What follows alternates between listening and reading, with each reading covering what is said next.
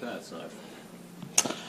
Okay, so the other kind of attack is the hand-to-hand attack, and this is where you're going to use your MAT, your M-A-T. So we're going to do men off attacking K-bar this time.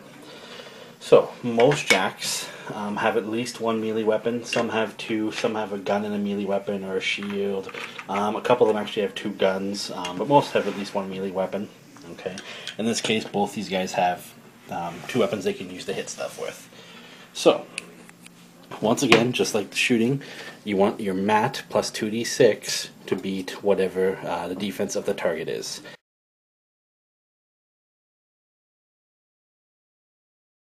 So first thing we're going to do is check John's defense. 10. My Crusader will do first. Has a MAT of 6.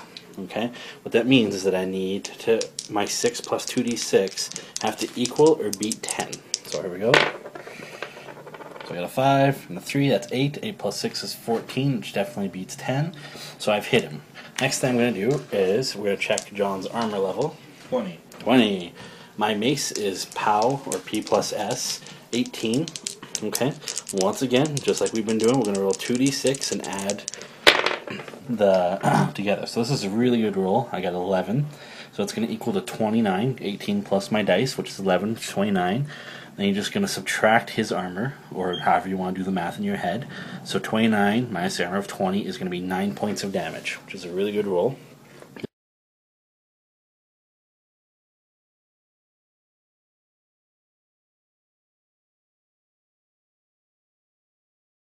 Next thing I'm going to do is roll to see where the damage takes place. I roll a 6. So as we're going to show, over here, and John, you can't see it very well, but John's going to mark damage. Now this is actually good because you're going to see that he marked up all of his 6 spot that has to carry over to the 1. As well as if I had hit 1, then he would carry over to 2 and so on. It always goes from left to right. Okay? So that's that, and then I could hit with my other weapon, and I have another guy who could also do an attack, all that kind of stuff.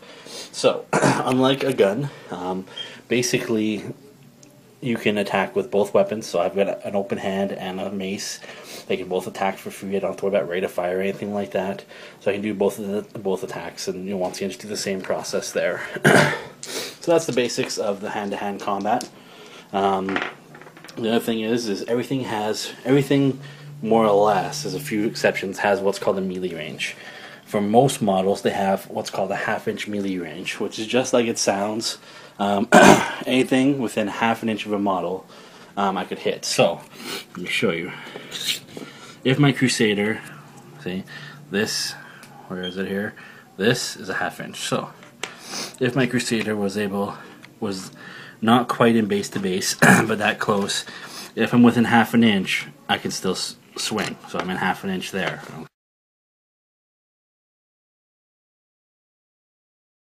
Okay, so like I said, pretty much everything, with a few exceptions, has at least a half an inch reach. Okay, now other models, like my guy here, you can see he's got a big long spear.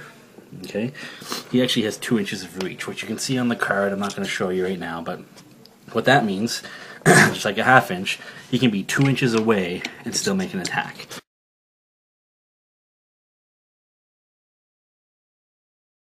So if he was that far away, he could still swing with his spear. Okay. The thing to keep in mind is that only certain weapons have the reach advantage. So his spear has reach, but his shield does not.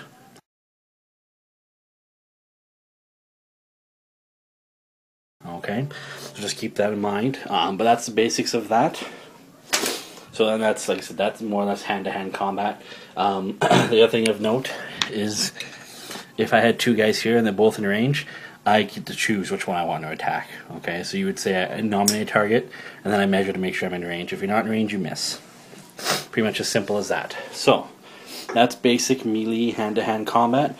And yeah, we're going to get to some more, a little bit more advanced stuff here right away.